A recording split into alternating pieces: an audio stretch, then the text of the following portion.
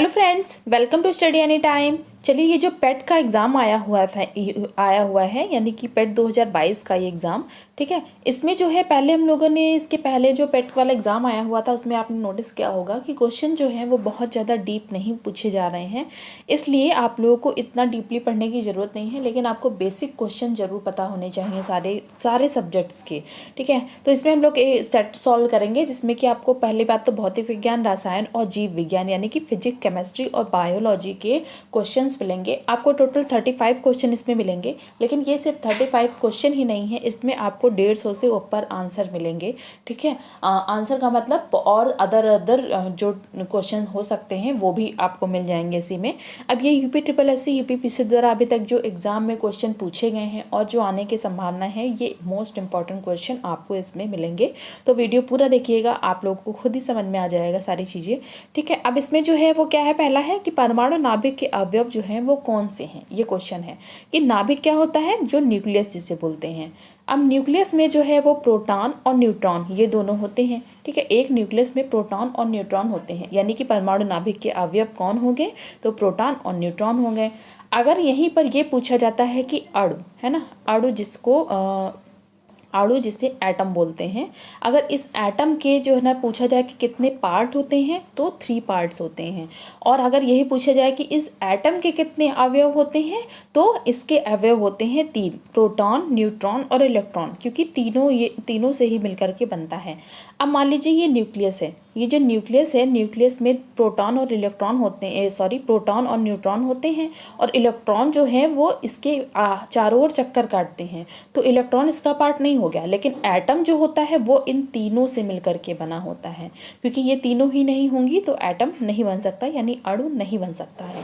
अब इसके अलावा इस पे एक क्वेश्चन और पूछा जा सकता है, ये है कि तत्व ऐसे कौन, वो तत्व जिसमें ये जो परमाणु में 2 प्रोटॉन हो, ठीक है, 2 प्रोटॉन हो, 2 न्यूट्रॉन हो, 2 ही इलेक्ट्रॉन हो, तो उस तत्व की द्रव्यमान संख्या अगर पूछी जाए कि द्रव्यमान संख्या क्या होगी, तो क्या होगी उसकी द्रव्यमान संख्या, 4 होगी। यहाँ पे 6 नहीं होगा आंसर, यहाँ 2 करके 6 मत जोड़ दीजिए, ये 6 होगा, ठीक है।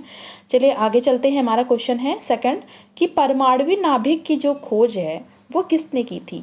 तो परमाणु नाभिक की खोज किसने की थी, रदरफोर्ड ने की थी, रदरफोर्ड, ठीक है। अब रदरफोर्ड ने परमाणु नाभिक की जो खोज की थी, इसके अलावा भी हम लोग देख लेते हैं। तो इलेक्ट्रॉन की अगर खोज पूछा जाए किसने की थी, तो टॉमसन ने की थी। न्यूट्रॉन की खोज जेम्स चैडविक ने की थी, और इसके अलावा प्रोटॉन की खोज यूजीन गोल्डस्टीन ने की थी। और परमाणु जो होता है, पूरा परमाणु नाभिक नहीं पूछ रहा है, यहाँ पे सिर्फ परमाणु की पूछ रहा है, तो जॉन डाल्टन ने परमाणु की खोज की थी।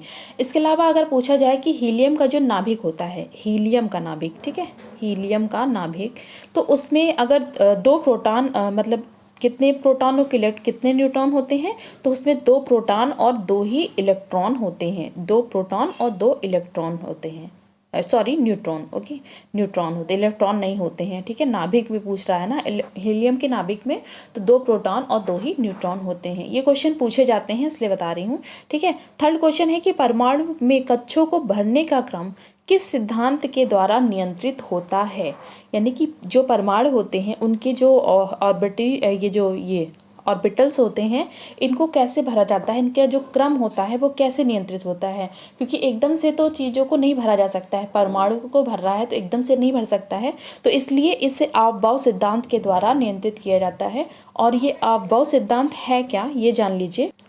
इसमें ये बताया जाता है कि जो भी आपबाउ सिद्धांत का ये बताता है हमें कि किसी भी और वो ऑर्बिटल में, ये जो ऑर्बिटल होता है इसमें परमाणुओं को, ये जो इलेक्ट्रॉन होता है, परमाणु में जो इलेक्ट्रॉन भरे जाते हैं, इलेक्ट्रॉन ही तो होता है, इसे भरे जाते हैं। इलेक्ट्रॉन को भरने का, इनको जो प्रवेश कराया जाता है, तो इनका क्रम जो है वो बढ़ते हुए क्रम में होता है, बढ़ते हुए क्रम में होता है, और ये एक एक करके आगे बढ़ते जाते हैं।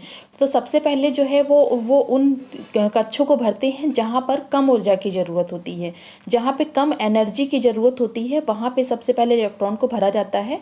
और उसके बाद इसी बढ़ते हुए क्रम में आगे बढ़ते हुए थोड़ा इससे ज़्यादा ऊर्जा वाले क्षेत्र को, फिर उससे ऊर्जा वाले क्षेत्र को भरा जाता है। और यही एक क्रम है जो आपबाउ सिद्धांत के द्वारा बताया जाता है कि आपबाउ सिद्धांत को फॉलो किया जा जा रहा है, यानी कि यही क्रम है अफबाउ सिद्धांत का। ठीक, अब फोर्थ क्वेश्चन है कि पौष्टिरीकरण किससे संबंधित है। तो पौष्टिरीकरण जो है वो दूध के निर्जमीकरण से होगा। ठीक है, निर्जमीकरण से संबंधित है। अब ये जो है पौष्टिरीकरण जो है वो क्या है, ये एक ऐसी पद्धति ये कहेंगे या ऐसी क्रिया कहेंगे जिसमें क्या होगा कि दूध को पहले बहुत देर तक गर्म किया जाता है, बहुत तेज हाई फ्लेम पे जो है वो गर्म किया जाता है। उसके बाद जो है एक निश्चित समय में ही, सबसे ज़रूरी ये याद रखिएगा कि एक निश्चित समय में ही अचानक ठंडा कर लिया जाता है और उसके बाद दूध को इसमें बहुत समय के लिए स्टोर करके रखा जा सकता है और जिससे दूध खराब नहीं होता है। तो ये है दूध के निर्जलीकरण से संबंधित। पांचवा क्वेश्चन है कि अशुद्धियों के कारण, अगर अशुद्धियां हैं तो इसके कारण द्रव के क्वथनांक में क्या परिवर्तन होता है। द्रव के क्वथनांक में क्या परिवर्तन होगा। तो सबसे पहली बात, क्वथनांक होता क्या है, जो इंग्लिश में देख सकते हैं यहाँ पे, ये बॉइलिंग पॉइंट है। ठीक है, क्या होता है, बॉइलिंग पॉइंट होता है। तो इसमें जो है वो अशुद्धियाँ आ गई हैं, है ना। अशुद्धियाँ मतलब अगर जल में अशुद्धियाँ आ गई हैं तो जल मान लीजिए कि 100 डिग्री सेल्सियस पे गर्म होता है, तो अशुद्धियों के कारण जो है इसमें जो है और जो चीज़ें मिली होंगी तो इसके कारण इसका क्वथनांक यानी कि बॉइलिंग पॉइंट जो है वो बढ़ जाता है। तो यही इसका आंसर होगा। और ये जी मान लीजिए कि जैसे कि जल के अलावा अगर हम दूध ले लें, ठीक है, अगर दूध का मान लीजिए कि बॉइलिंग पॉइंट है, मान लीजिए 105 डिग्री सेल्सियस है, ठीक है, अगर इतना है मान लेते हैं, तो ये जो है जल से ज़्यादा टाइम लेगा उबलने में। ठीक, तो इसमें यहाँ पर यही बताया जा रहा है, यानी कि लिक्विड वाली चीज़ें जो होती हैं इनके लिए ही बॉइलिंग पॉइंट का यूज़ किया जाता है। और अगर यहीं पर ये क्वेश्चन अगर पूछ लिया जाए कि जो अपघटित जल है, जल जब अपघटित होता है तो उसमें ऊर्जा अपघटित होता है तो उसमें ऊर्जा जो है वो किस रूप में निकलती है, तो ऊष्मा के रूप में निकलती है। ये इजी है बट थोड़ा सा एक बार सुनना बहुत ज़रूरी होता है ताकि भूले ना। और यहीं पर क्वेश्चन अगर पूछा जाए कि किसी जलीय विलयन में, कोई जलीय विलयन है, ठीक है, तो उसमें जो है वो किसी जलीय विलयन के क्वथनांक शुद्ध जल के क्वथनांक से कितना अंतर होता है, यानी कि उसमें जो है वो कि कोई जलीय विलयन है यानी कि इसमें कुछ ना कुछ मिला है। और अगर शुद्ध जल है तो उसके क्वथनांक में यानी कि उसके उबलने के पॉइंट में कितना अंतर होता है, उसमें वो बॉइलिंग पॉइंट अधिक होगा या फिर कम होगा। तो जलीय विलयन है यानी कि इसमें भी कुछ ना कुछ मिला है तो बॉइलिंग पॉइंट हमेशा अधिक होता है, बढ़ जाता है। ठीक है, तो चलिए और यहाँ पे एक चीज़ और ये जान लीजिए कि क्या अगर ये क्वेश्चन पूछा जाए कि वायुमंडलीय दाब का, ठीक है, वायुमंडलीय दाब का जल वो इसके द्रव के क्वथनांक में जब आता है तो इसमें कोई परिवर्तन होता है कि नहीं होता है। तो इसमें वायुमंडलीय दाब का प्रभाव पड़ता है क्योंकि ऊंचाई की जगहों पर मौसम ठंडा होता है और वहाँ पानी जो है कम क्वथनांक लेवल पर ही उबलने लगता है। लेकिन यहाँ जो गर्मी के मौसम में होता है यहाँ पर वायुमंडलीय दाब अधिक होता है, कहाँ पे, गर्म वाली जगह पर। तो इसलिए ये 100 डिग्री सेल्सियस से नीचे नहीं गर्म होगा। लेकिन ठंडी जगह पे पहुंचेंगे तो ये 100 डिग्री सेल्सियस से नीचे ही मान लीजिए हो सकता है 80 डिग्री सेल्सियस पर ही गर्म होने लगे। तो ऐसा होता है। ठीक है, तो जितनी ज़्यादा ठंडी जगह होगी। अब इसमें जो है वो क्योंकि वहाँ पे वायुमंडलीय दाब होगा, ठंडे से नहीं वायुमंडलीय दाब से प्रभाव पड़ता है। ठीक है, अब 6 क्या है कि क्रोमेटोग्राफी की तकनीक का प्रयोग किस लिए किया जाता है। अब क्रोमेटोग्राफी होती क्या है कि ये एक ऐसी विधि है जिसमें जो है वो उन विलेय पदार्थों को अलग करने में होता है जो एक ही प्रकार के विलायक में घुले होते हैं। यानी कि एक ही विलायक है कोई, ठीक है, कोई विलायक है, उसी में जो पदार्थ अलग अलग तरह के घुले होते हैं उनको अलग करने के लिए किया जाता है। यानी कि एक ही मिश्रण से उनके जो भी अलग अलग घटक होते हैं उनको पृथक करने के लिए क्रोमेटोग्राफी का उपयोग होता है। तो यहाँ पे इसका आंसर क्या हो गया कि एक मिश्रण से पदार्थों को अलग करने के लिए ये किया जाता है। ठीक है, ये सभी नहीं होगा, भी मेन यही होगा। ठीक है, अब इसमें जो है वो 7वां क्वेश्चन है कि इनमें से सबसे भारी धातु क्या है। सबसे भारी धातु पूछा है तो ये यूरेनियम है। ठीक है, अब यहाँ पे कुछ और क्वेश्चन देख लेते हैं। तो इसमें जैसे कि तांबा जो है वो सबसे पहले प्राप्त की गई धातु थी। ठीक है, इसके अलावा अगर सोडियम पूछा जाए तो सोडियम जो होता है वो आपने देखा होगा जो स्ट्रीट लाइट्स होती हैं, जो भी स्ट्रीट लाइट्स होती हैं, जो पीले लैंप होते हैं सड़कों पर लगे होते हैं, इनमें जो है वो सोडियम सोडियम भरा होता है, ताकि ये जो बारिश का जो पानी होता है इससे बचाव हो सकता है और वो ख़राब नहीं होते हैं, है ना। और इसके अलावा जो ये हाँ देखिए, हीरा देख सकते हैं, हीरा सबसे कठोरतम तत्व है, जिस कार्बन का बंध भी बोलते हैं इसे। इसके अलावा ये जो माणिक्य और नीलम है, इसका रासायनिक रूप में अगर देखा जाए तो ये क्या है एक तरह से, तो एल्यूमिनियम ऑक्साइड है। क्या है? माणिक्य और नीलम ये एक एल्यूमिनियम ऑक्साइड है। इसके अलावा सोना, सोना किस धातु में घोला जाता है? तो आम्लराज में घोला जाता है। और पिछली बार पेट में क्वेश्चन आया हुआ था कि जो 18 कैरेट सोना होता है, ठीक है, 18 कैरेट सोना जो होता है उसमें जो है वो कितने प्रतिशत जो है वो शुद्ध सोना होता है? तो उसमें 75% शुद्ध सोना होता है ना। तो इसलिए सोने का हो सकता है इस बार भी कुछ ना कुछ इससे रिलेटेड पूछ लें। तो शुद्ध सोना कितने कैरेट का होता है? तो 24 कैरेट का होता है। ठीक, अब 5वां क्वेश्चन है कि मोती का रासायनिक संरचना जो होती है वो किससे बनी होती है? तो कैल्शियम कार्बोनेट होती है, और कैल्शियम कार्बोनेट का सूत्र क्या है? CaCO3 होता है। इसे ही चूना पत्थर बोलते हैं, है ना, चूना पत्थर बोलते हैं। प्लास्टर ऑफ पेरिस जिसे बोलते हैं, है ना, जो प्लास्टर होता है चढ़ाया जाता है वही। ठीक है, अब 8th सॉरी, अब यहाँ पे देख सकते हैं एल्यूमिनियम बनाने के लिए किसका प्रयोग किया जाता है? जब एल्यूमिनियम बनाया जाता है तो बॉक्साइट का प्रयोग किया जाता है। ये क्वेश्चन आया हुआ है, बहुत इंपॉर्टेंट है। ठीक है, पेट में नहीं आया था लेकिन बहुत ज़्यादा पूछा जाता है, बहुत ज़्यादा एग्जाम में पूछा गया है क्वेश्चन है। एल्यूमिनियम बनाने के लिए बॉक्साइट का प्रयोग किया जाता है। और ये जो एल्यूमिनियम होती है ये इसमें इससे बनाई गई जो मिश्र धातु होती है, यानी मिश्र धातु के रूप में इसका उपयोग किया जाता है। बहुत और भी चीज़ें मिलाई जाती हैं, तब जो है वो हवाई जहाज़ और इसके अलावा जो रेल के डिब्बे होते हैं, है ना, रेल के पुर्जे होते हैं, इनको बनाने में इस एल्युमिनियम का प्रयोग किया जाता है। तो क्वेश्चन पूछ लिया जाता है कि हवाई जहाज़ और रेलगाड़ी के डिब्बों को बनाने में किस मिश्र धातु का प्रयोग किया जाता है? तो एल्यूमिनियम का प्रयोग किया जाता है। और एल्यूमिनियम का बनाने के लिए किसका प्रयोग किया जाता है? तो बॉक्साइट का प्रयोग किया जाता है। ठीक, एल्यूमिनियम एक मिश्र धातु है। अब इसमें जो है 9th क्वेश्चन आता है कि कांसा किससे बनी मिश्र धातु है? तो कांसा किससे बनी है? तो तांबा और टिन से बनी है कांसा। ठीक है, अब इसके अलावा अगर पीतल पूछ लिया जाए, क्योंकि ये बहुत इंपॉर्टेंट है, आप लोग जानते होंगे कि ये सारी चीज़ें पूछी जाती हैं। पीतल किससे बनती है? तो तांबा और जस्ता से बनती है। अगर टांका पूछ लिया जाए तो टांका किससे बनता है? टिन और सीसा से बनता है। अगर पेंसिल का लेड पूछा जाए तो लेड क्या है? ग्रेफाइट है, जो ग्रेफाइट की पेंसिल की नोक होती है जो वो ग्रेफाइट की होती है। फिर गैल्वनीकृत लोहे पर किसका लेप रहता है? गैल्वनीकृत लोहा जो होता है वो चमकदार हो जाता है ना, उस पर जो है जस्ता का लेप होता है। लोहा और इसके अलावा इस्पात जो होता है ना, इस्पात, इन दोनों पर जो है वो जस्ते का लेप कर दिया जाता है, ताकि बहुत ज़्यादा लंबे समय तक ये टिकाऊ रहें और ये खराब ना हो। ठीक है, तो ये बहुत इंपॉर्टेंट क्वेश्चन हैं, याद रखिएगा आप लोग। यहाँ पे क्वेश्चन नंबर 10 आता है कि भूपर्पटी पे, यानी कि जो अर्थ क्रस्ट होती है, इसमें सबसे ज़्यादा कौन सा तत्व पाया जाता है? तो सबसे ज़्यादा पाया जाता है ऑक्सीजन। क्वेश्चन पूछा हुआ है और बहुत इंपॉर्टेंट है। ठीक है, तो ये ऑक्सीजन। सेकंड नंबर पे पूछा जाए तो क्या पाया जाता है? तो सिलिकॉन पाया जाता है। ये याद रखिएगा कि सेकंड नंबर पर कौन सा पाया जाता है। ठीक है, क्योंकि सिलिकॉन भी पूछा जाता है। अब इसमें यहाँ पे एक लोहा याद दिखा, तो लोहा से ये याद आया कि जो अगर किसी लोहे में जंग लग जाए, ये क्वेश्चन पूछा जाता है कि अगर किसी लोहे में जंग लग जाए, ठीक है, जंग लग जाए तो उसके भार में क्या परिवर्तन होगा? उसका भार बढ़ेगा या फिर घटेगा? तो उसका भार हमेशा बढ़ेगा। ठीक है, बढ़ेगा उसका भार। 11वें क्वेश्चन पे आते हैं। 11वां क्वेश्चन है कि बायोगैस संयंत्र से निष्कासित कौन सी गैस जो ईंधन गैस के रूप में प्रयोग में आती है? ठीक है, तो वो कौन सी गैस है? मीथेन। बायोगैस से निष्कासित है और ईंधन गैस के रूप में प्रयोग में आती है, जो फ्यूल गैस है। ठीक है, तो मीथेन है। अब यहाँ पे कुछ और गैसेस के बारे में पूछा जाता है,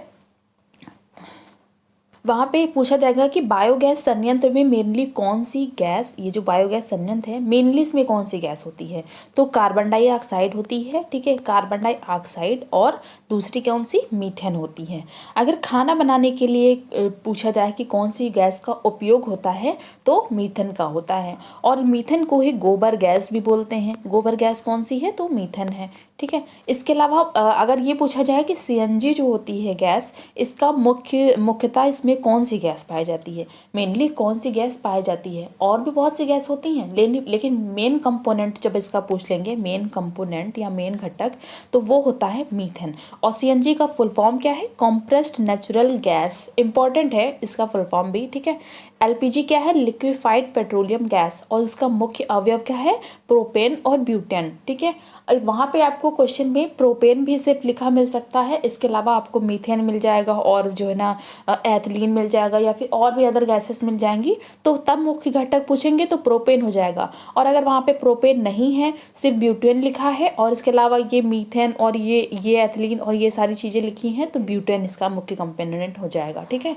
अब नेचुरल गैस जो है वो प्राकृतिक गैस जो होती है, ये मीथेन ही होती है नेचुरल गैस, ठीक है। इसका मेन कंपोनेंट अगर पूछा जाए तो मीथेन होता है, हाँ, ठीक है। अब मीथेन गैस के साथ हाइड्रोकार्बन गैसों के मिश्रण को प्राथमिक घटक होने के कारण प्राकृतिक गैस कहा जाता है। नेचुरल गैस को इसीलिए प्राकृतिक गैस कहा जाता है क्योंकि मीथेन के साथ हाइड्रोकार्बन गैसों के मिश्रण को प्राथमिक घटक है, इसलिए इसे प्राकृतिक गैस कहा जाता है, ठीक है। अब यहाँ पे 12वां क्वेश्चन आता है कि रासायनिक दृष्टिकोण से जो है वो सिंदूर क्या है। सिंदूर क्या है, तो ये एक मर्क्यूरिक सल्फाइड है। क्या है, सिंदूर मर्क्यूरिक सल्फाइड। के अलावा कुछ और क्वेश्चन देख लेते हैं कि माचिस बनाने में किसका प्रयोग किया जाता है, तो फॉस्फोरस या फिर लाल फॉस्फोरस कह देंगे इसको, इसका प्रयोग किया जाता है।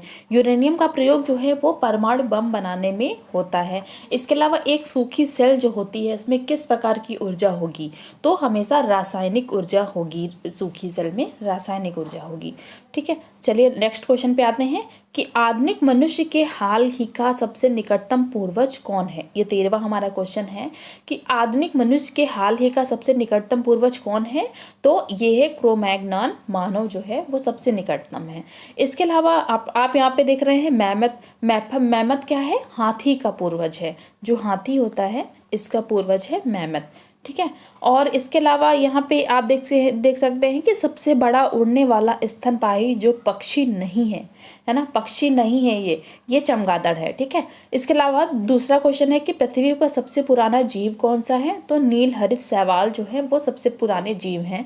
इसके अलावा सबसे बड़ा स्तनपायी कौन सा है, तो व्हेल है जो यहाँ पे है, ठीक है। लेकिन स्तनपायी जो पक्षी नहीं है वो चमगादड़ हो जाएगा आंसर उसका, ठीक। 14वां क्वेश्चन है कि सब्जियों की खेती को क्या कहते हैं। जो सब्जियों की खेती होती है उसे क्या कहते हैं, तो इसे बोलते हैं, तो यहाँ पे आपको दिख रहा होगा एग्रोनॉमी। एग्रोनॉमी क्या है, तो ये फसलों की खेती है, जो फसलें होती हैं इन सब की पूरी एक तरह से बोला जाता है इनको फसलों की खेती, एग्रोनॉमी को।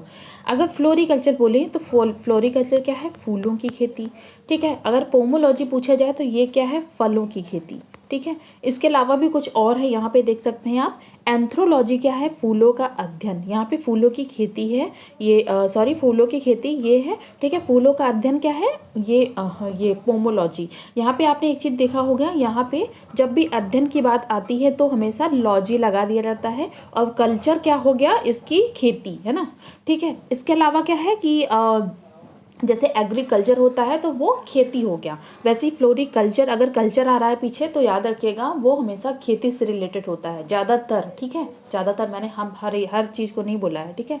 और ये एंथ्रोलॉजी क्या है, ये फूलों का अध्ययन है, ठीक है।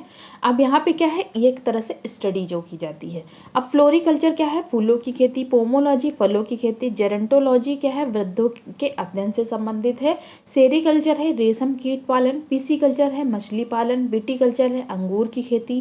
पैडोलॉजी क्या है, मिट्टी का जो वैज्ञानिक अध्ययन किया जाता है ये है, ठीक है। 15वें क्वेश्चन पे आते हैं कि पौधों का वह भाग जिससे हल्दी प्राप्त होती है, तो किस भाग से हल्दी प्राप्त होती है, तो तने से हल्दी प्राप्त होती है। तना में और क्या आता है, जैसे कि गन्ना और अदरक आ जाता है, और भी बहुत से आ जाते हैं। अब जड़ क्या है, तो शकरकंद एक जड़ है। कंद क्या है, आलू कंद है, और आलू का जो है हम लोग तने वाला पार्ट जो होता है वही खाते हैं, ठीक है तो कंद, लेकिन इसका हम लोग तने वाला पार्ट खाते हैं। फल, भिंडी जो है वो एक फल है। और कली की बात करें तो कली क्या है, लौंग एक कली है। अब मिर्च की तीक्ष्णता का जो कारण होता है वो क्या है, कैप्सेसिन की उपस्थिति के कारण जो मिर्च होती है इसकी तीक्ष्णता आ जाती है इसमें। अब 16वां क्वेश्चन है कि पपीते में पीला रंग जो है वो किस कारण से होता है। तो इसका कारण है, इसका आंसर होगा कैरिका जैंथिन होगा इसका आंसर, ठीक है। अब यहाँ पे कुछ और भी क्वेश्चन देख लेते हैं, जिसमें कि लाइकोपीन जो होता है वो टमाटर का लाल रंग होता है ना। टमाटर का लाल रंग किस कारण से होता है, तो लाइकोपीन के कारण होता है। और वहीं ये जो यहाँ पे देख सकते हैं एंथोसाइनिन है, ये सेब के लाल जो हल्का लालपन होता है वो एंथोसाइनिन के कारण होता है। अब यहाँ पे और क्या है, अब यहाँ पे देख सकते हैं ये जो मार्फिन आपको दिख रहा है, मार्फिन के बारे में जान लीजिए कि मार्फिन किससे मिलती है, तो फल से मिलती है, मेनली ये फल से मिलती है। और ये अफीम का मुख्य घटक मतलब घटक या फिर अवयव है। और वहीं अफीम जो होता है वो बिना पके फल के लैक्टोज से बनती है ना। ये इंपॉर्टेंट है कि अफीम किससे बनती है, बिना पके फल के लैक्टोज से बनती है। और ये जो मार्फिन है ये किससे मिलता है, तो फल से मिलता है। और ये अफीम का मुख्य घटक है। कौन है, मार्फिन अफीम का मुख्य घटक है। अगर खमीर की बात करें तो खमीर किसका उदाहरण है, कवक का उदाहरण है। कपास का मुख्य घटक क्या है, तो सेल्यूलोज होता है। और यीस्ट और मशरूम जो है वो क्या है, तो एक तरह से फफूंद है यानी कि फंजाई हैं। इसके अलावा जो है ये लहसुन की अभिलाक्षणिक जो गंध होती है जो बहुत तीव्र होती है, वो इसका क्या कारण होता है, तो सल्फर यौगिक इसका मेन कारण होता है। प्याज के छिलके उतारने पर आंसू आते हैं क्योंकि इसमें सल्फेनिक जो अम्ल होता है इसके वजह से आते हैं, ठीक है। 17 क्वेश्चन पे आते हैं कि मानव शरीर में पाए जाने वाले गुणसूत्र जोड़ों की संख्या कितनी है।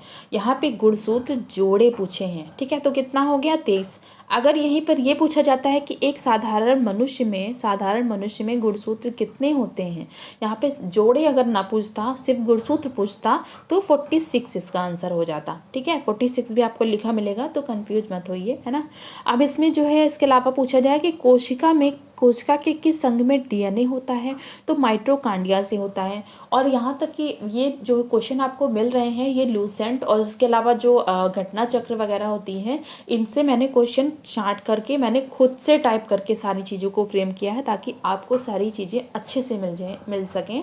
तो इसलिए आप लोग प्लीज़ वीडियो को पूरा देखिएगा और वीडियो लाइक ज़रूर करिएगा अगर समझ आए, और चैनल सब्सक्राइब करना मत भूलिएगा क्योंकि आप लोग भूल जाते हैं, ठीक है, इसलिए बता दिया। अब माइटोकॉन्ड्रिया इसे ही जैव कोशिका का पावर हाउस कहते हैं, ठीक है। देखिए कोशिका में किस अंग में डीएनए होता है, तो माइटोकॉन्ड्रिया में होता है। और माइटोकॉन्ड्रिया को क्या बोलते हैं, जैव कोशिका का पावर हाउस बोलते हैं। सेकंड है कि मानव शरीर में पाई जाने वाली सबसे लंबी हड्डी कौन सी है, तो फीमर, इसे ही जांग की हड्डी बोलते हैं, ठीक है, थाइस की जो हड्डी होती है उसे बोलते हैं। इसके अलावा ये जो मानव शरीर में पाई जाने वाली सबसे छोटी हड्डी कौन सी है, स्टेपीज, है ना। स्टेपीज जो है ये स्टेपीज, ठीक है, होती है। और फीमर जांग की हड्डी की जो ऊपर वाली मेन हड्डी होती है उसी को बता रहे हैं, ठीक है। अब यहाँ पे जो कमर के पास होती है, अब यहाँ पे 18 है कि मनुष्य के शरीर में पसलियों के जोड़े कितने होते हैं। जो पसलियाँ होती हैं इनका जोड़े कितने होते हैं, है ना। तो वैसे अगर देखा जाए तो इसके जोड़े होते हैं 12, और अगर इसका जोड़े होते हैं तो 12 दूना 24, है ना। तो 24 अगर एक साधारण मनुष्य में पूछा जाए कि पसलियाँ कितनी होती हैं तो ऐसे 24 होती हैं, लेकिन अगर इनके जोड़े पूछ लिया जाए तो 12 होती हैं, ठीक है। अब मानव शरीर में सबसे मजबूत मांसपेशियां जो होती हैं वो कहाँ पे पाई जाती हैं, तो ये पाई जाती हैं जबड़े में पाई जाती हैं। इसके अलावा अगर पूछा जाए कि हड्डियों और दांत का निर्माण जो है वो किसकी आवश्यकता होती है, तो कैल्शियम और इसके अलावा फास्फोरस, इन दोनों की आवश्यकता होती है कि हड्डियों का निर्माण बहुत जल्दी हो जाता है इन कैल्शियम और फास्फोरस की वजह से, ठीक है। इसके अलावा यानी कि जब भी हड्डी वगैरह टूटती है तो कैल्शियम और फास्फोरस की कमी को पूरा किया जाता है ताकि हड्डी जल्दी बन सके। 19 क्वेश्चन है कि शरीर में हीमोग्लोबिन क्या काम करता है, तो सबसे पहली बात ऑक्सीजन का परिवहन करता है। पूरी बॉडी में सर से लेकर के पैर तक ब्लड के साथ वो जाता है और हीमोग्लोबिन पूरे बॉडी में वो ऑक्सीजन का संचार करता है।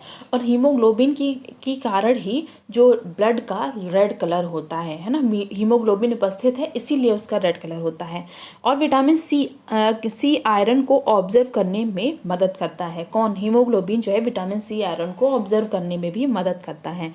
इसके अलावा रक्त में इसकी कमी से एनीमिया हो जाता है। अगर रक्त में कमी है तो एनीमिया भी हो जाता है हीमोग्लोबिन की कमी से। यानी कि ये पूरे काम है इसके हीमोग्लोबिन के। अगर इसकी कमी को पूरा करना यानी कि एनीमिया ना हो पाए, इसलिए हीमोग्लोबिन की उपस्थिति होना बहुत ज़रूरी है।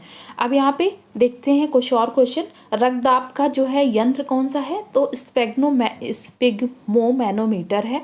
इसके अलावा WBC जो है वो क्या काम करता है? तो शरीर में संक्रमण से रक्षा करता है। अगर आरएच कारक किससे संबंधित है? तो बंदर से संबंधित है आरएच कारक। पूछा जाता है कि आरएच कारक जो है वो किससे संबंधित है? तो बंदर से संबंधित है। इसके अलावा 20 क्वेश्चन होगा कि मनुष्य के शरीर में खून की शुद्धिकरण की प्रक्रिया को क्या कहते हैं? तो अगर मनुष्य के शरीर में शुद्धिकरण करना है तो डायलिसिस की प्रक्रिया को बोलते हैं। अब अगर इसके अलावा भी कुछ अगर क्वेश्चन पूछे जाएं तो वो क्या होंगे? तो लार जो है वो किसके पाचन में सहायक होता है? लार जो है वो सब स्टार्च को पचाने में काम करता है। मुंह में जो लार होती है वो स्टार्च के पाचन में सहायक होता है। इसके अलावा जो है वो शरीर में पाचन का ज़्यादा से ज़्यादा भाग कहाँ पूरा हो जाता है? तो छोटी आंत जो होती है, बाद में बड़ी आंत होती है ना, तो छोटी आंत में ही पूरा हो जाता है ज़्यादा से ज़्यादा काम। ठीक है, पहले मुंह में जाता है, गले से गया, फिर छोटी आंत में, फिर बड़ी आंत में। ठीक है, तो इसके बाद ये क्या है थर्ड क्वेश्चन हमारा कि शरीर में जो है वो किडनी में सब बनने वाली जो पथरी होती है जिसे स्टोन बोलते हैं, किससे बनी होती है? तो कैल्शियम ऑक्जेलेट की बनी होती है ये जो पथरी होती है। ठीक है, आप देख सकते हैं बहुत इंपॉर्टेंट क्वेश्चन है। ठीक है, बहुत टाइम भी लगा है इसे बनाने में, है ना। अब इसका 21 क्या है कि प्रकाश संश्लेषण में सबसे प्रभावकारी कारक कौन सा प्रकाश होता है? सबसे प्रभावकारी जो प्रकाश होता है वो कौन सा होता है? तो लाल रंग का प्रकाश जो होता है वो सबसे प्रभावकारी होता है।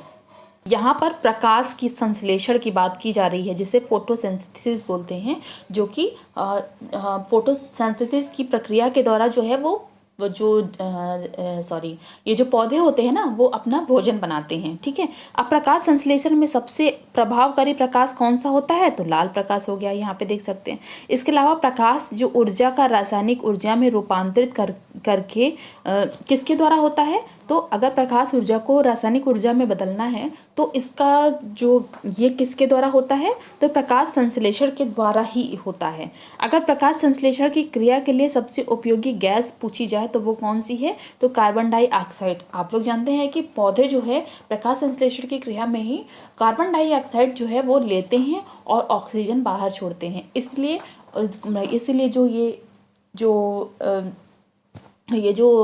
क्या बोलते हैं पौधे होते हैं हमारे लिए बहुत उपयोगी होते हैं, क्योंकि वो कार्बन डाइऑक्साइड हम ह्यूमन जो होते हैं वो नहीं लेते हैं, उन्हें ऑक्सीजन चाहिए होती है और ऑक्सीजन तभी मिलेगी जब पौधे होंगे। ठीक है, इसलिए ज़्यादा से ज़्यादा पेड़ लगाइए।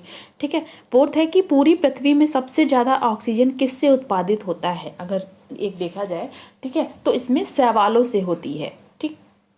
अब आते हैं कि 22 क्वेश्चन पे आते हैं कि यकृत और मांसपेशियों में ऊर्जा जो होती है वो किस रूप में जमा होती है? यकृत और मांसपेशियों में जो ऊर्जा किस रूप में जमा होती है? तो ये ग्लाइकोजन के रूप में जमा होती है। अगर यहाँ पे और कुछ क्वेश्चन पूछें तो इंसुलिन जो है वो कहाँ उत्पन्न होता है? तो अग्न्याशय में उत्पन्न होता है ना। और इसके अलावा इंसुलिन एक क्या है? इंसुलिन एक हार्मोन है। ठीक है, अब यहाँ पे थायरॉक्सिन जो है ये एक आयोडीन युक्त हार्मोन है, इसलिए थायराइड ग्रंथि को नियंत्रित करता है। ठीक है, थायरॉक्सिन जो है वो थायराइड ग्रंथि को नियंत्रित करता है और ये एक आयोडीन युक्त हार्मोन है। ठीक है, 23 पे आते हैं कि शरीर के जोड़ों में जो गठिया रोग जिसे क्या बोलते हैं? आर्थराइटिस बोलते हैं। ठीक है, यहाँ पे देख सकते हैं आर्थराइटिस होता है, किस कारण से होता है? तो ये किसकी वजह से होता है? तो ये जब यूरिक अम्ल का जो जमाव हो जाता है, इस वजह से जो शरीर के जो जोड़े होते हैं वहाँ पे यूरिक अम्ल का जमाव हो जाता है, इस कारण से ये गठिया रोग हो जाता है। इसका मेन यही कारण होता है, यूरिक अम्ल का जमाव होना।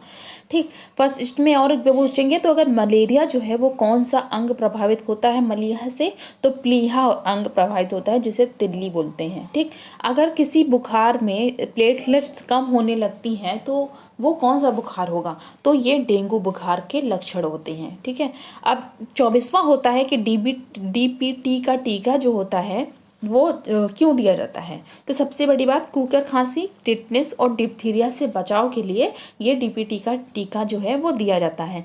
अगर यहाँ पे कुछ और क्वेश्चन देखा जाए तो सेरेब्रल पाल्सी क्या है? तो ये एक मस्तिष्क की बीमारी है जो ज़्यादातर बच्चों में हो जाती है। ठीक है। अब पोलियो का जो है वाहक कौन सा होता है? तो जीवाणु या विषाणु? तो यहाँ पे विषाणु होगा।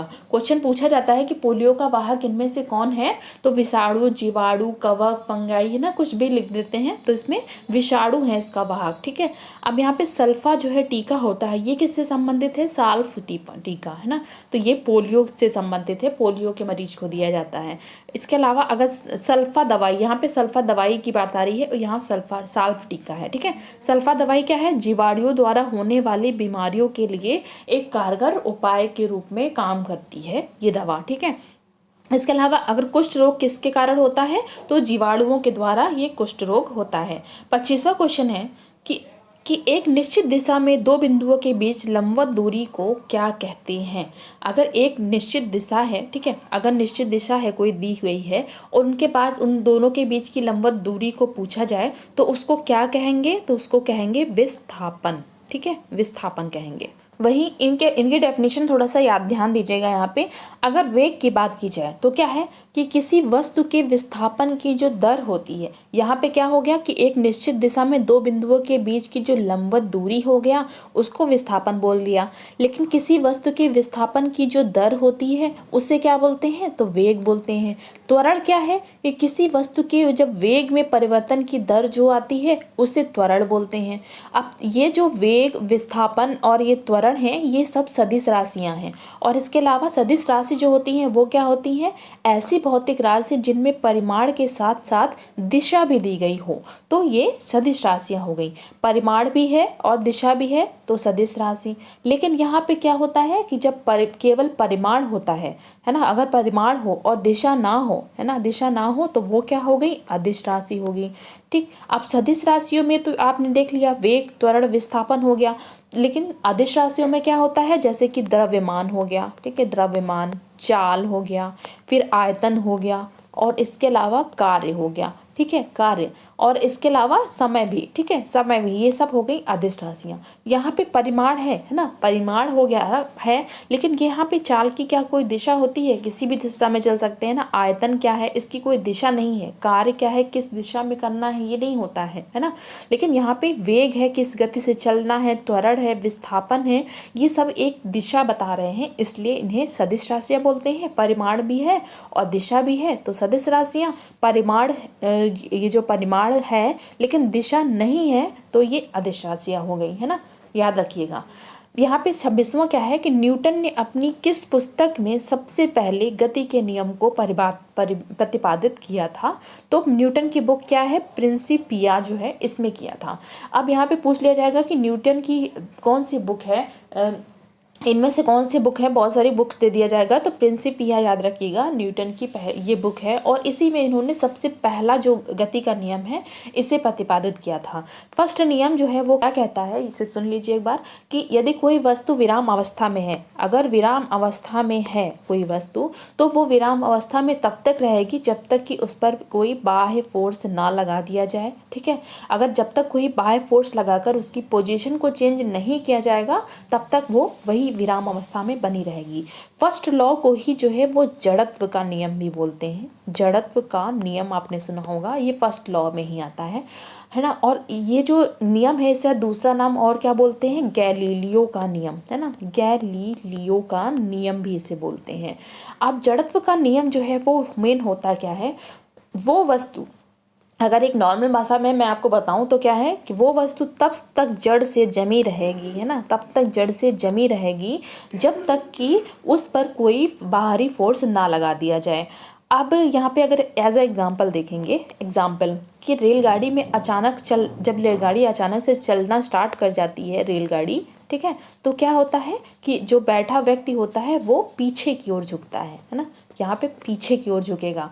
ठीक, थोड़ा सा पीछे की ओर उसे धक्का लगता है, तो ये पहला नियम हो गया। और वहीं अगर यहाँ पे सेकंड लॉ की बात कर ली जाए, सेकंड लॉ जो होता है न्यूटन का, तो सेकंड लॉ ये बोल रहा है न्यूटन का कि जो किसी वस्तु के संवेग में परिवर्तन, संवेग जो होता है इसमें परिवर्तन उस वस्तु पर लगने वाले बल के समानुपाती होता है ना, समानुपाती होता है।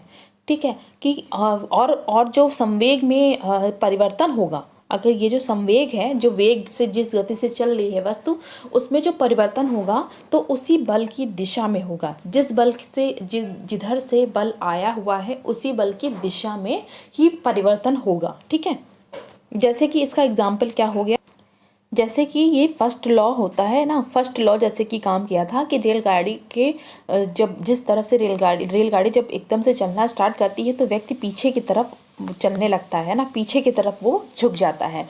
तो जिस तरफ से उसे फोर्स लगा है ना वो उसी की तरफ, यानी जिस तरफ रेलगाड़ी चली उसी की तरफ वो झुका है ना, जिस तरफ से रेलगाड़ी चलना स्टार्ट हुई वो उसी की तरफ झुक जाता है। तो सेकंड लॉ भी फर्स्ट लॉ का एक एग्जाम्पल है। ठीक है, अब थर्ड लॉ क्या होता है कि प्रत्येक दिशा में बराबर लेकिन विपरीत दिशा में प्रतिक्रिया होती है ना, कि किसी क्रिया के बराबर कोई भी क्रिया हो रही है तो उसके बराबर लेकिन विपरीत दिशा में क्रिया होती है। जब जैसा कि जब कोई, इसका क्या मतलब हुआ कि मान लीजिए कि जैसे कोई बंदूक चलाता है ना, बंदूक से किसी ने गोली चलाई है ना, बंदूक से गोली चलाई किसी ने, तो चलाने वाले को पीछे की ओर धक्का लगता है ना। तो प्रत्येक क्रिया के इसमें इसका मतलब क्या होगा, प्रत्येक क्रिया हो, कोई क्रिया हुई, बंदूक चलाना एक क्रिया हो गई, तो इसी के बराबर लेकिन विपरीत दिशा में प्रतिक्रिया क्या हुई कि उसने गोली चलाई और उसके बाद वो जो गोली हुई वो उसके चलाने वाले को पीछे की ओर उसने धक्का दे दिया है ना।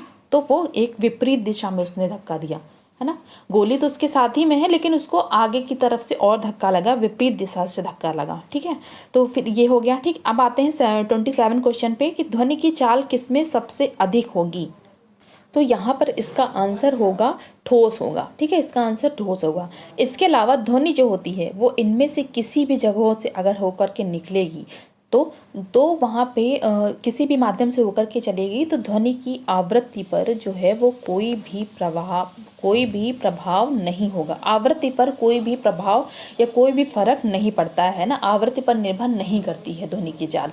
इसके अलावा कि अगर ये पूछा जाए कि ध्वनि की चाल पर दाब का कोई प्रभाव पड़ता है तो दाब का कोई प्रभाव नहीं पड़ता है। ठीक है, इसके अलावा अगर ध्वनि की चाल पर ताप का कोई प्रभाव पड़ता है तो इसको समझने के लिए ये जान लीजिए कि मान लीजिए कि ध्वनि जिस भी माध्यम से होकर के गुजरती है, किसी भी माध्यम, कोई भी माध्यम हो सकता है, गुजरेगी, तो उस माध्यम का ताप अगर बढ़ा दिया जाए तो उसमें ध्वनि की चाल हमेशा बढ़ जाती है, यानी कि ताप का प्रभाव पड़ता है ना, बढ़ जाती है यानी ताप का प्रभाव पड़ता है लेकिन दाब का कोई प्रभाव नहीं पड़ता है।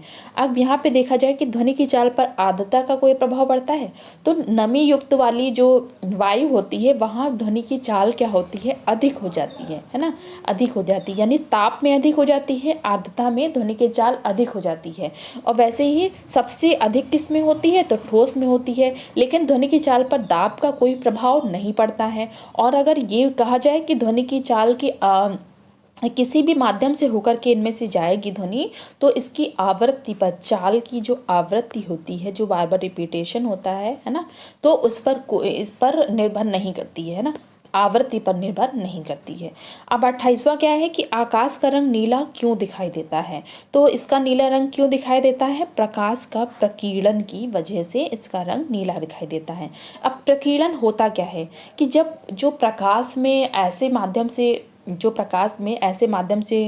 एक मिनट, प्रकाश जो होता है किसी ऐसे माध्यम से होकर के गुजरता है जिसमें कि धूल और इसके अलावा अन्य छोटे बहुत से पदार्थ होते हैं, है ना, तो उसमें क्या सूक्ष्म कण होते हैं, धूल और प्रकाश के जो सूक्ष्म कण होते हैं इनके द्वारा जब प्रकाश, इनकी वजह से, धूल और प्रकाश की वजह से जो प्रकाश होता है इस पर जब पड़ता है तो प्रकाश फैलने लगता है ना, प्रकाश का फैलाव हो जाता है और इसे ही क्या बोलते हैं, प्रकीर्णन हो रहा है प्रकाश का, और इसी के कारण से प्रकाश का रंग नीला दिखाई देता है। वैसे कौन सा कलर है तो ब्लैक है कलर। ठीक है, अब यहाँ पे देख सकते हैं कि परावर्तन क्या है, कि परावर्तन का मतलब ये होता है कि अगर रोशनी आई है ना, रोशनी आई और वो किसी ऐसे चिकनी चीज से टकराई, ठीक है, टकरा करके ये वापस लौट जाती है तो इसे ही प्रकाश का परावर्तन बोलते हैं।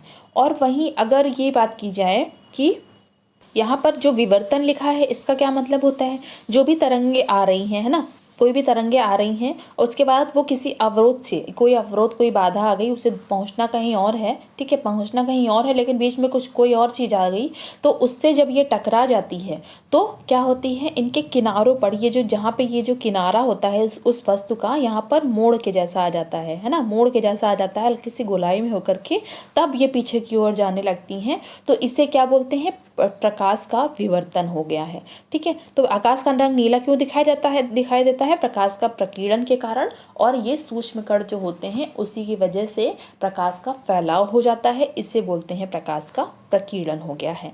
ठीक, और इसके अलावा यहाँ पे ध्यान दीजिए कि जो सूर्य की रोशनी होती है वो हमें किस रूप में प्राप्त होती है, तो फोटोन के रूप में प्राप्त होती है ना, फोटोन के रूप में प्राप्त होती है, और ये विटामिन डी को एक्टिवेट करने का, विटामिन डी हमारे बॉडी में विटामिन डी को एक्टिवेट करने का काम करती है ये जो फोटोन होती है, इसीलिए धूप जो मॉर्निंग की होती है वो लेना जरूरी होता है। यहाँ पे 29 आता है कि किसी वस्तु का प्रतिबिंब दर्पण के पीछे उतनी ही दूरी पर बनता है। कोई भी वस्तु है, ये वस्तु कोई, यहाँ पे देखिए कोई भी वस्तु रखी है, या ये मान लीजिए दर्पण है, कोई भी वस्तु रखी है तो दर्पण के पीछे भी उतनी ही दूरी पर बनेगी जितनी की दूरी पर वो उतनी ही दूरी पर बनती है जितनी की दूरी पर वस्तु दर्पण के सामने रखी होती है। तो ये किस प्रकार के दर्पण का उदाहरण है, तो ये एक तरह से ये साधारण यानी कि समतल दर्पण का उदाहरण है। ठीक है, अब यहाँ पे समतल दर्पण को हम समझ लेते हैं। मान लीजिए कि ये हाथ है, एकदम सीधा है ना, तो समतल दर्पण हो गया। अगर इसको याद रखने का एक तरीका बताएंगे, ठीक है, तो ये समतल दर्पण हो गया, सीधा सीधा एकदम हाथ है। अब अवतल दर्पण क्या है, अवतल दर्पण जिसे कॉनकेव मिरर बोलते हैं, इस दर्पण की सतह अंदर की ओर उभरी हुई होती है। ठीक है, अंदर की ओर उभरी हुई है। ये मान लीजिए जो गाड़ी के हेडलाइट होते हैं वो अंदर की ओर क्या होते हैं, ये उभरे हुए होते हैं, है ना, तो ये ऐसे, ठीक है, ये ऐसे हो गया, ये ऐसे ही हो गया ना। तो ये फोकस दूरी वाला दर्पण है, और जैसे कि गाड़ी के हेडलाइट और सर्च लाइट जो होती हैं वो अंदर की ओर उभरी हुई होती हैं, ठीक, अंदर की ओर गहराई में होती हैं। अब उत्तल दर्पण क्या है, कॉनकेव मिरर, इस दर्पण की सतह बाहर की तरफ उभरी हुई होती हैं। ठीक है, बाहर की तरफ उभरी हुई होती हैं, तो क्या हो गया, तो ये उत्तल दर्पण हो गया। अब इसमें गाड़ी के चालक की सीट के पास लगा जो शीशा होता है, जो पीछे देखने का काम करता है, ये उत्तल दर्पण का उदाहरण हो गया। अब यहाँ पे ये देखिए, ये जो चीज़ें होती हैं ये एकदम फोकस करेंगी, है ना, किसी चीज़ पर मेन फोकस करेंगी, और इसीलिए जब जो है वो जो निकट दृष्टिदोष वाला व्यक्ति होता है उसे अवतल दर्पण की ज़रूरत होती है, क्योंकि उसे फोकस चाहिए होता है। और उत्तल दर्पण जो है, यहाँ पे गाड़ी की सीट के पीछे जो पीछे लगा शीशा देखने के लिए होता है, जो शीशा होता है वो सारे एरिया को, शीशा जो होगा वो पीछे के सारी एरिया को एक छोटी सी जगह में दिखा देगा। आपको वहाँ पे बादल भी दिख रहे होंगे, पेड़ भी दिखेंगे, लोग भी दिखेंगे, है ना, सारी चीज़ों का एक सही डिस्टेंस दिखाने के लिए ये इसका उपयोग किया जाता है। ठीक है, अब यहाँ पे 30 क्वेश्चन पे आते हैं कि निकट दृष्टिदोष से ग्रसित, यहाँ पे देखिए वही क्वेश्चन आ गया कि ग्रसित व्यक्ति नज़दीक वस्तुओं को देख लेता है। ठीक है, निकट दृष्टिदोष से ग्रसित व्यक्ति जो होता है वो नज़दीक की वस्तुओं को देख लेता है, परंतु दूर की स्थित वस्तुओं को नहीं देख पाता है। इसका कारण क्या होता है मेन, तो इसका कारण ये होता है कि लेंस के गोलार्ध जो होता है, गोलार्ध होता है जो उसकी गोलार्ध बढ़ जाती है, छोटा है गोलार्ध वो बड़ा हो जाता है, गोलार्ध बढ़ गई, लेंस की फोकस दूरी घट जाती है। ये जो फोकस करने का पॉइंट होता है उसका, वो उसकी दूरी बहुत ज़्यादा बढ़ जाती है। लेंस तीसरा क्या है कि लेंस की क्षमता बढ़ जाती, जो कैपेसिटी होती है वो भी बढ़ जाती है। ठीक है, तो ये तीनों होते हैं इसके मेन उदाहरण। ठीक है, अगर यहाँ पर ये पूछा जाए कि तो इस प्रकार का जो व्यक्ति है जिसके अंदर ये सारी कमियां हैं, इसे कैसे दूर किया जाता है, इसे किस प्रकार के लेंस की ज़रूरत पड़ती है, तो इसे अवतल दर्पण की ज़रूरत होती है, जिसे बोलते हैं कॉनकेव मिरर, है ना, कॉनकेव मिरर बोलते हैं इसे, इसकी ज़रूरत होती है, जैसे कि हेडलाइट और सर्च लाइट में जैसा मिरर चाहिए होता है उस तरह की। ठीक है, और लेंस डाला जाता है तभी निकट दृष्टिदोष और दूर दृष्टिदोष को दूर किया जा सकता है। 31 क्वेश्चन है कि किसी चालक में विद्युत आवेश के प्रवाह की दर को क्या कहते हैं। अगर विद्युत आवेश प्रवेश कर रहा है तो क्या बोलते हैं, विद्युत धारा बोलेंगे इसको। और ये जो विद्युत धारा होती है ये धन आवेश हिंदी में बोलते हैं, और इसे बोलते हैं इंग्लिश में पॉजिटिव एनर्जी, ये जो एनर्जी होती है ना, पॉजिटिव एनर्जी जो होती है इसकी दिशा, इसकी जो गति की दिशा होती है उसी की ओर मानी जाती है। ये जो विद्युत धारा की जो धन आवेश की जो गति होती है इसी की दिशा में होती है, धन आवेश की दिशा में होती है। ठीक है, अब यहाँ पे एम्पियर की बात करें तो एम्पियर क्या है, एम्पियर विद्युत धारा का SI मात्रक है। यहाँ पे SI सिर्फ होगा ना, SI मात्रक है। इसके अलावा अगर ये आमीटर की बात करें तो आमीटर क्या है, विद्युत धारा को एम्पियर में मापने के लिए इस यंत्र का प्रयोग किया जाता है। अगर यहाँ पे गैल्वेनोमीटर की बात करें तो गैल्वेनोमीटर क्या है, तो विद्युत परिपथ में विद्युत धारा की क्या उपस्थिति है ये बताता है कि विद्युत परिपथ में विद्युत धारा की क्या उपस्थिति है, तीव्र है, सही है, क्या है ना, उसकी पोजीशन क्या है, इसे बताता है। अब यहाँ पे एम्पियर की अगर बात करें तो क्वेश्चन अगर ये पूछा जाए कि अगर ये कहा जाए कि एक चालक में 1 एम्पियर की धारा प्रवाहित हो रही है, कोई एक चालक है उसमें 1 एम्पियर की धारा प्रवाहित होती है, तो सबसे पहली बात चालक क्या होते हैं, चालक ऐसी चीज़ें होती हैं जहाँ से विद्युत धारा जो होती है ना, ये जो विद्युत धारा होती है वो आसानी से प्रभावित हो जाती है। तो चालकों में क्या आता है, चांदी जैसे विद्युत धारा का सबसे बड़ा चालक होता है, तांबा माना जाता है, और इसके अलावा एल्यूमिनियम जो होता है एल्यूमिनियम वो भी माना जाता है। अगर अचालक होते हैं जहाँ पर विद्युत धारा प्रभावित नहीं होती है, ठीक है, उन्हें अचालक बोला जाता है। तो अचालक में जैसे कि लकड़ी हो गया, यहाँ से करंट सप्लाई होगी नहीं होगी, वैसे ही जैसे कि कागज हो गया, ठीक है, तो ये सारे अचालक हो गए इस टाइप की चीज़ें, तो यहाँ पे विद्युत धारा प्रभावित नहीं होगी। इसके अलावा रबड़ भी हो जाएगा।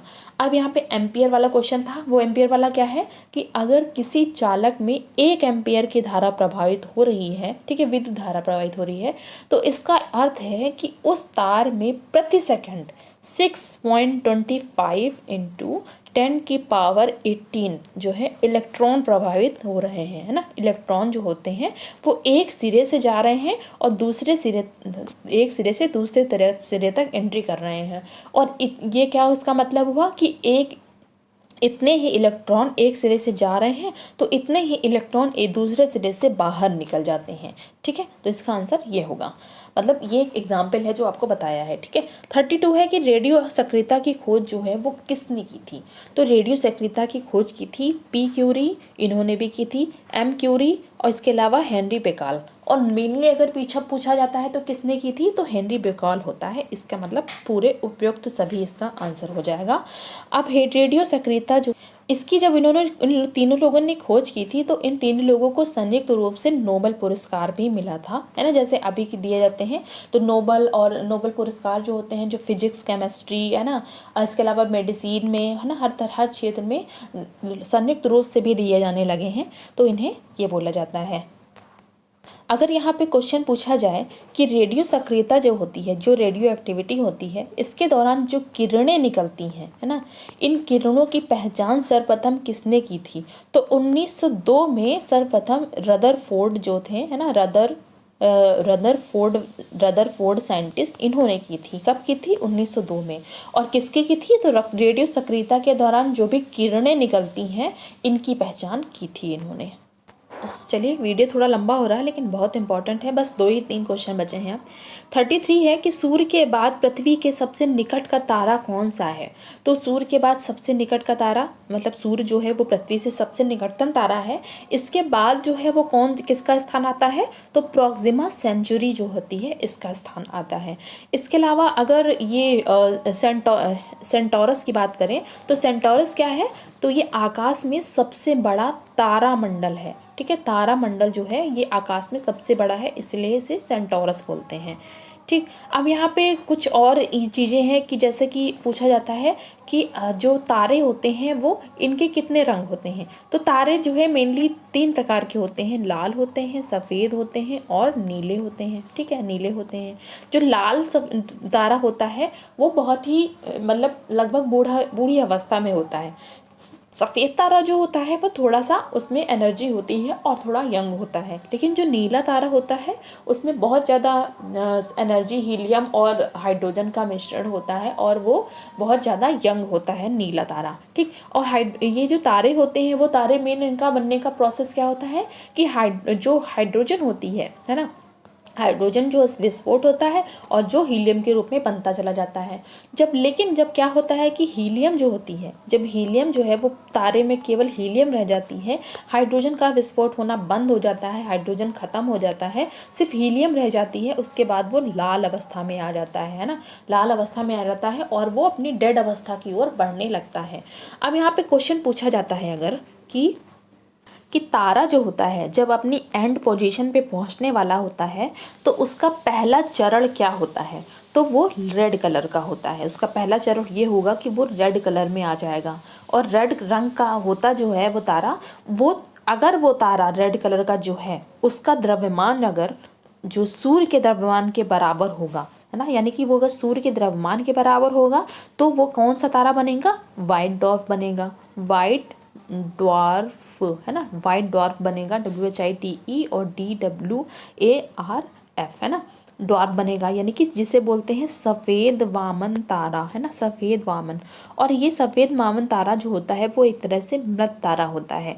ठीक, अगर यहीं पर जब बात किया जाता है कि अगर इस तारे का जो द्रव्यमान है वो सूर्य के द्रव्यमान से ज़्यादा है ना, अगर इससे ज़्यादा है, बहुत ज़्यादा है ना, दुगुना, 3 गुना और बहुत ज़्यादा गुना है, तो फिर वो जो है वो किस अवस्था में पहुँचेगा, वो उसका जो क्रोड होगा, है ना, क्रोड जो होगा वो सिकुड़ने लगता है ना, सिकुड़ने लगता है, और वो जाकर के क्या बनता है, वो बनता है ब्लैक होल।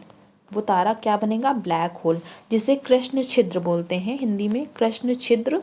और इसके अलावा क्या बोलते हैं, न्यूट्रॉन तारा, है ना, न्यूट्रॉन तारा भी इसे बोलते हैं, न्यूट्रॉन, यहाँ लिख दे रही हूँ, न्यूट्रॉन तारा भी बोलते हैं जिसे। ठीक है, तो ये बनता है अगर इसका द्रव्यमान जो भी तारा है एंड अपनी पोजीशन में रेड कलर में आ गया है, और उसके बाद जो है उसका द्रव्यमान देखा जाता है कि द्रव्यमान अगर सूर्य के द्रव्यमान से बहुत ज़्यादा गुना है तो वो ब्लैक होल बनेगा। ठीक है, लेकिन जो वाइट होता है वो बहुत जल्दी मृत हो जाता है। ठीक है, 34 है कि किस यंत्र का प्रयोग इंजन द्वारा उत्पन्न की गई शक्ति को मापने में होता है। कौन सा यंत्र है जिसका प्रयोग इंजन द्वारा उत्पन्न की गई शक्ति को मापने में किया जाता है, तो डायनेमोमीटर जो होता है इसका प्रयोग किया जाता है।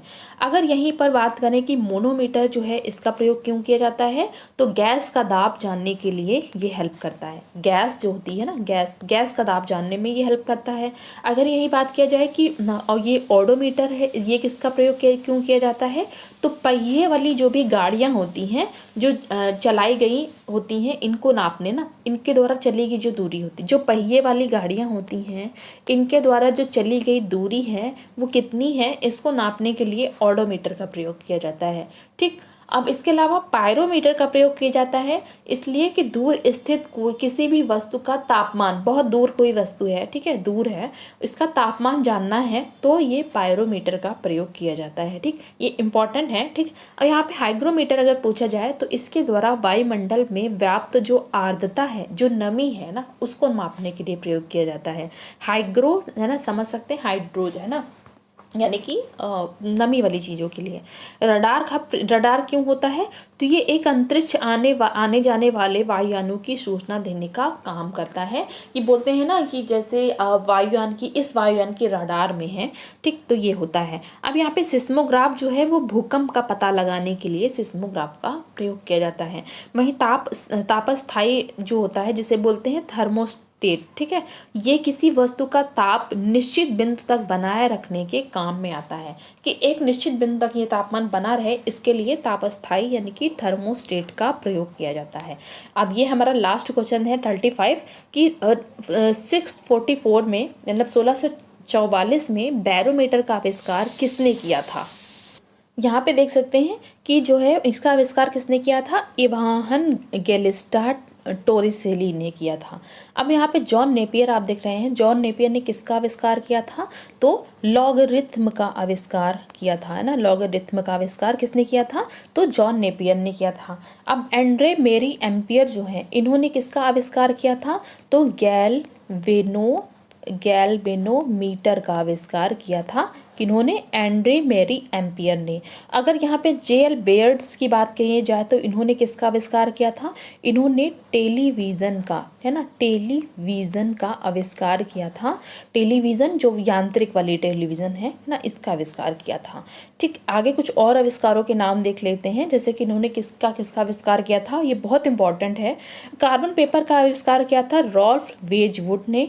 डीजल इंजन का आविष्कार किया था रूडोल्फ डीजल ने। इसके अलावा रेडियम का आविष्कार किया था मैडम क्यूरी ने। रमन प्रभा जो है वो सीवी रमन का था। सापेक्षता का सिद्धांत जो है वो अल्बर्ट आइंस्टीन का था। क्वांटम सिद्धांत जो है वो मैक्स प्लांक का था। आवर्त सारणी की जो खोज की थी वो मेंडलीफ ने की थी, है ना, यहाँ पे डा भी आ जाएगा ना, मेंडलीफ ने की थी। नाभिकीय रिएक्टर की खोज जो है वो एनरिको फर्मी ने की थी। इसके अलावा गति विषयक नियम जो है वो किसने दिया था? तो न्यूटन ने दिया था। रडार की खोज किसने की थी? तो रॉबर्ट वॉटसन वॉट ने की थी। ठीक है, अगर आपको सारी चीज़ें समझ में आई हो और मेरा समझाना समझ में आया हो तो प्लीज़ वीडियो को लाइक करिएगा, चैनल को सब्सक्राइब करना मत भूलिएगा और हो सके तो ज़्यादा से ज़्यादा लोगों को शेयर करिएगा। Thank you.